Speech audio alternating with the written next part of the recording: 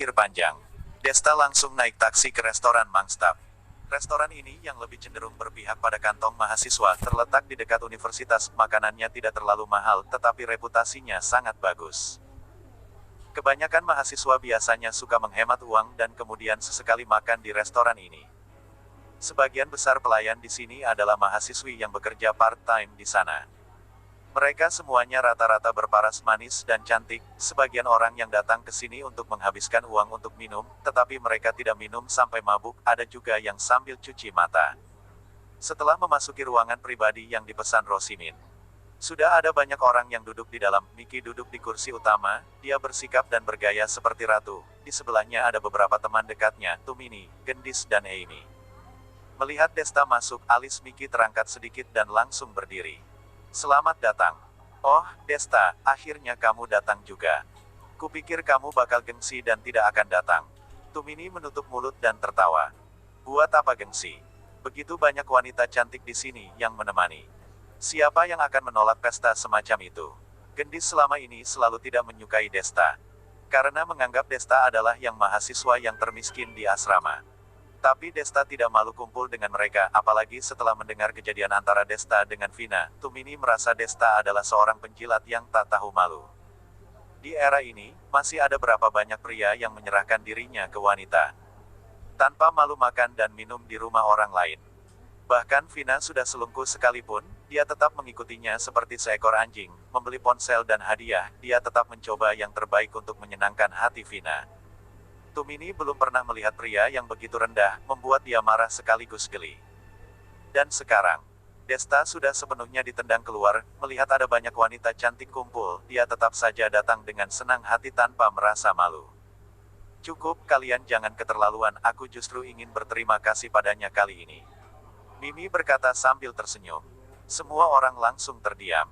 Bro, sini, aku sudah sediakan kamu tempat. Linka dengan cepat melambaikan tangannya. Hari ini, Cepi dan Linka memakai pakaian yang berbeda dari biasanya. Terlihat lebih rapi. Tidak tahu dari mana mereka mendapatkan pakaian tersebut.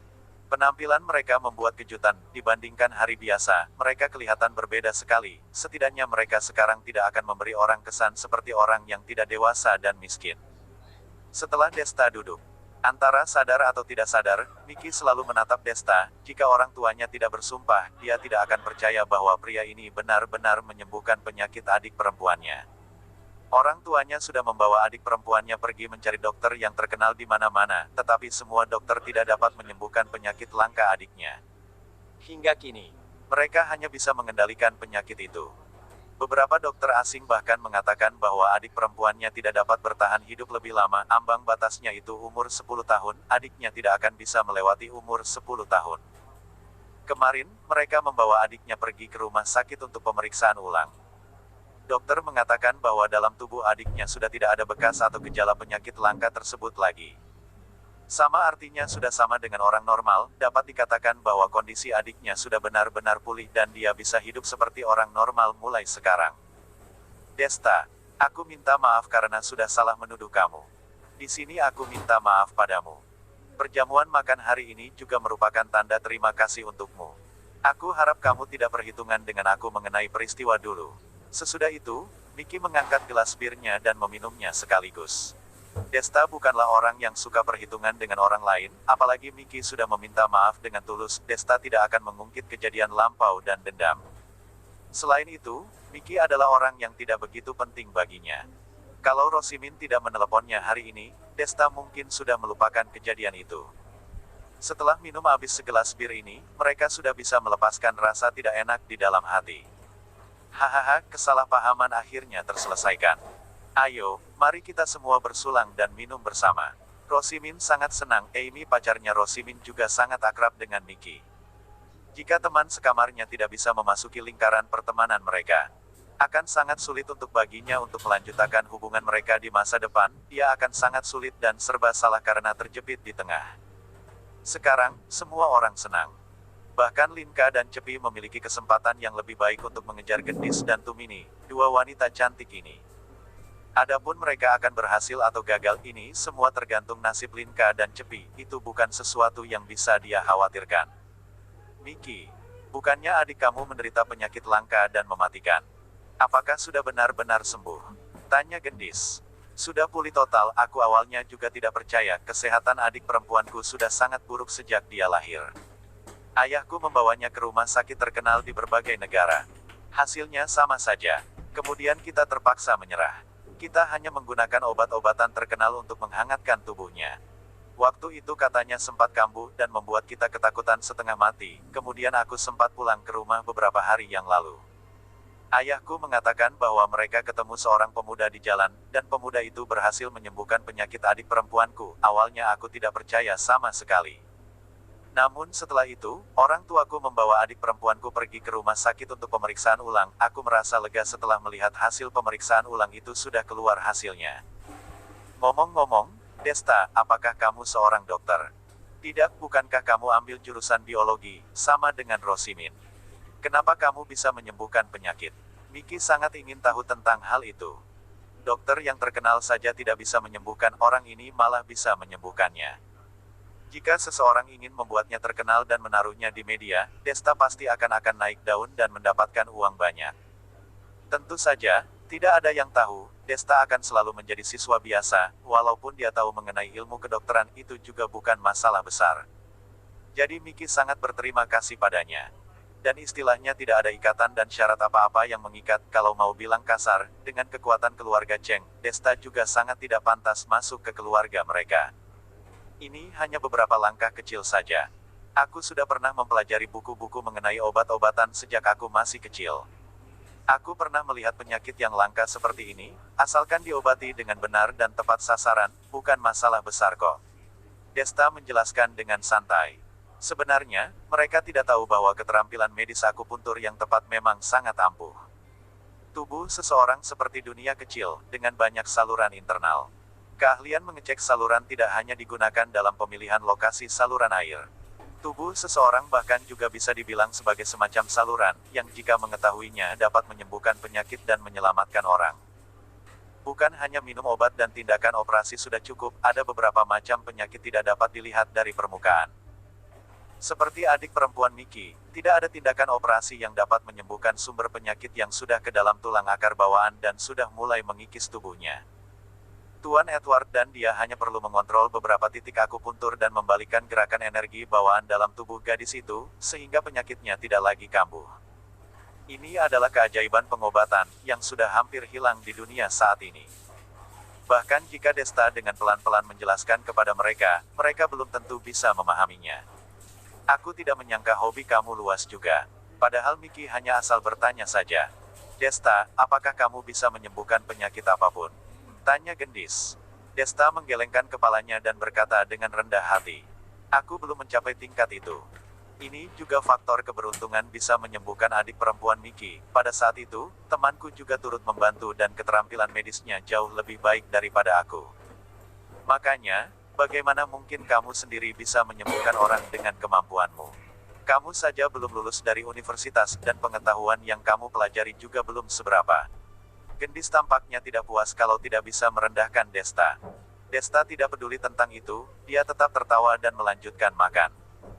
Ketika acara makan sudah mau berakhir, Miki menerima telepon dari ayahnya. Setelah menerima telepon, wajah Miki langsung berubah dingin dan beku, seperti dilapisi lapisan lilin putih.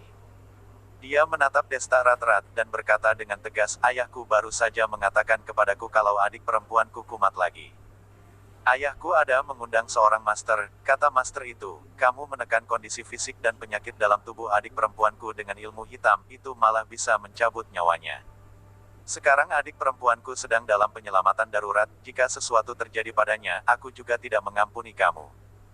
Sesudah itu, Miki mengambil dompetnya dan meninggalkan ruangan dengan terburu-buru.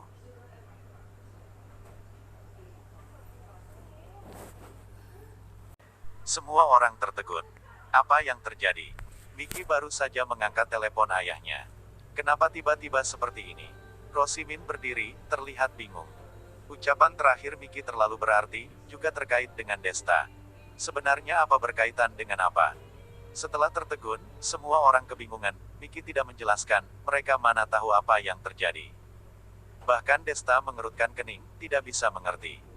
Dia dan Tuan Edward waktu itu memang sudah sepenuhnya menyembuhkan kondisi penyakit gadis kecil itu.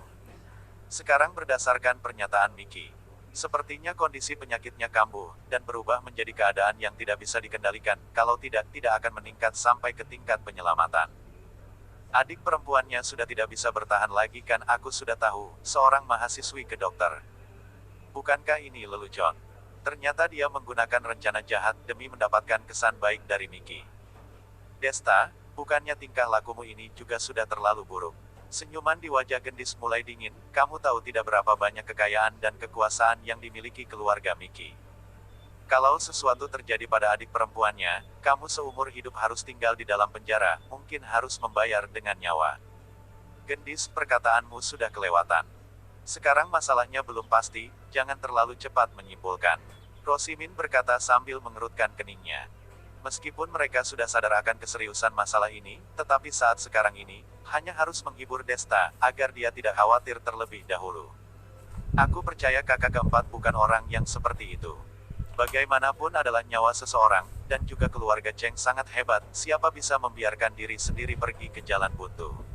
Linka berkata, betul, kakak keempat juga bukan orang yang bodoh, hal yang tidak ada untungnya ini, apakah perlu sampai menggunakan cara itu untuk berhubungan dengan keluarga Cheng? Bahkan, sebelumnya kakak keempat juga tidak kenal Miki, ini semua kebetulan, pasti kebetulan. Cepi berkata, sudahlah kalian beberapa pecundang. Ada pepatah mengatakan pikiran orang tidak bisa ditebak. Kalian bukan Desta. Kalian bagaimana tahu apa yang dipikirkan Desta? Gendis tidak toleransi. Sebelumnya dia tidak begitu percaya, sekarang sudah terjadi hal seperti ini, tetapi menanggapi tebakannya, bagaimana dia bisa santai? Kalian di sini, aku pergi melihat-lihat. Desta bangun meninggalkan ruangan pribadi. Saat dia berlari keluar, Miki belum pergi dan sedang memindahkan mobil. Biarkan aku ke sana juga. Kalau benar karena aku akan menanggung segala konsekuensinya, tetapi jika tidak ada hubungannya dengan aku juga tidak tahan difitnah olehmu. Desta berjalan ke sana, berdiri di samping mobil dan berkata, Desta, kamu benar-benar tidak tahu mati. Aku belum mencari kamu untuk ganti rugi, kamu masih ingin ikut ke rumahku. Miki menurunkan jendela mobil, menunjukkan wajah yang dingin. Jika aku tidak ke rumahmu, bagaimana jika adikmu sekarat? Tidak ada orang yang menyelamatkannya. Yang paling penting adalah, aku tidak percaya teknik medisku dan Tuan Edward bisa terjadi kesalahan. Di antara ini, pasti terjadi suatu hal yang tidak aku ketahui. Kamu boleh mempertanyakan sifat aku, tetapi kamu tidak pantas mempertanyakan teknik medis kuno aku. Desta berkata dengan benar dan beralasan. Konyol. Baiklah, kalau begitu aku membiarkanmu pergi, lihat kamu masih bisa ada rencana apa lagi. Miki membiarkan Desta masuk ke dalam mobil. Dalam hatinya menebak anak ini pasti ingin memanfaatkan kesempatan ini untuk lebih dekat dengan keluarganya. Keluarga Cheng. Meskipun dia tidak tahu apa tujuan Desta, tetapi dia juga tidak takut. Keluarga Cheng berkembang bertahun-tahun, bukan sembarang orang bisa mengintip pihak lain ingin memanfaatkan keluarganya untuk mencapai kesuksesan dengan mudah, sama saja dengan angan-angan. Pernah tinggal di bagian barat daerah Sanbaku. Ini adalah sebuah kekuatan keluarga yang hampir sama dengan keluarga Chen. Hanya saja tidak ingin keturunan keluarga Chen tersebar di mana-mana. Di keluarga Cheng, di generasi ketiga, selain adik perempuannya, Miki adalah satu-satunya nona kesayangan, di atasnya hanya ada seorang kakak laki-laki, hubungan rumah tangganya sangat harmonis, bisa dibayangkan betapa Miki disayangi. Kalau bukan kakeknya sangat berkompeten dan mampu. Sekarang posisi kepala keluarga pasti sudah jatuh ke tangan ayahnya, tetapi kelak pasti juga akan diturunkan ke kakak laki-lakinya, tidak ada pengaruh apapun terhadap Miki. Terkejut. Berdasarkan pandangan kalian, selamanya tidak bisa membayangkan betapa mengerikan aset yang dimiliki masyarakat kelas atas ini. Juga tidak bisa membayangkan betapa kaya dan penuh warna kehidupan kami, tidak heran kamu memikirkan segala cara untuk berhubungan dengan kami. Tetapi kamu tidak seharusnya melakukan apapun terhadap adikku. Melihat tatapan Desta, Miki tentu saja mengira dia terkejut dengan pemandangan di depannya. Terkejut karena pintu besar, rumah mewah besar keluarga Cheng, sejenis sikap yang serupa dengan orang kampung, sangat membuatnya memandang rendah Desta. Kamu terlalu banyak pikir. Kalau dari awal tahu ada hari ini, hari itu aku sama sekali tidak akan menolong adikmu. Desta menghela nafas. Pertama kali menyesal karena menolong orang, hal baik tidak berhasil dan malah menyebabkan masalah, namun setidaknya dia tidak malu akan perbuatannya. Ah, masih mengelak, aku akan lihat bagaimana kamu mengelak nanti. Miki tertawa sinis memasuki rumah besar keluarga Cheng. Suasana di dalam sangat tegang, mobil tim ahli rumah sakit berhenti di depan pintu, ada juga orang yang berpakaian seperti biksu memasuki aula, berjalan dengan buru-buru. Saat ini, di dalam sebuah kamar tidur wanita. Guru, metode pengobatan ini juga sangat luar biasa. Jenis penyakit yang berasal dari tulang akar bawaan ternyata juga dapat disembuhkan dengan cara akupuntur. Berdasarkan yang aku tahu, di seluruh negeri, orang seperti ini tidak banyak kan? Pemuda yang berpakaian seperti biksu menyipitkan mata. Daerah Jiangnan. Yang aku tahu satu orang. Edward si tangan suci. Tetapi orang itu telah menghilang selama bertahun-tahun. Tidak ada orang yang dapat menemukannya. Ingin memintanya untuk mengobati, sangatlah susah. Aku tidak berpikir keluarga Cheng mempunyai kemampuan seperti ini. Lelaki tua yang berada di samping mengelus jenggotnya. Dua orang guru dan murid ini adalah pemuka agama yang diundang oleh keluarga Cheng untuk menyembuhkan penyakit putri kecil. Dokter tidak ada gunanya. Mereka hanya bisa mempercayai bidah ini.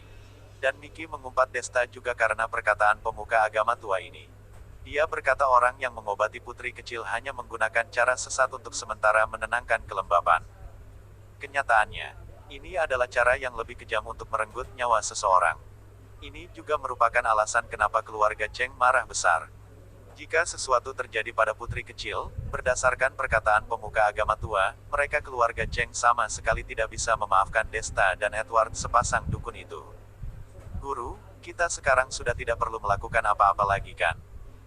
Hanya tinggal menunggu keluarga Cheng memohon bayaran, berarti pekerjaan kita sudah selesai. Kasihan hidup anak gadis ini, pemuka agama muda menundukkan kepala berkata. Wajah gadis kecil itu sebagian berwarna kehitaman. Pemuka agama tua menggunakan teknik medis untuk meledakkan kembali penyakit dalam tubuh anak gadis itu. Dan semua kesalahan akan terlempar ke orang sebelumnya, yaitu Desta dan Edward, membunuh dua burung dengan satu batu. Di satu sisi bisa memanfaatkan keluarga Cheng, di sisi lain, berkesempatan untuk memancing Edward, dan rencana pemuka agama tua tidak terbatas pada dua aspek ini. Pemuka agama tua tersenyum dan menganggukkan kepala. Kalian sudah boleh masuk. Pintu kamar terbuka, segerombolan dokter dan ahli masuk, dan juga beberapa tokoh utama keluarga Cheng. Pak, penyakit cucu perempuanku sudah disembuhkan. Kepala keluarga Cheng bertanya dengan prihatin. Mengatakan yang sebenarnya. Kami sudah melakukan yang terbaik. Biarkan ia kembali ke surga. Pemuka agama tua menghela napas.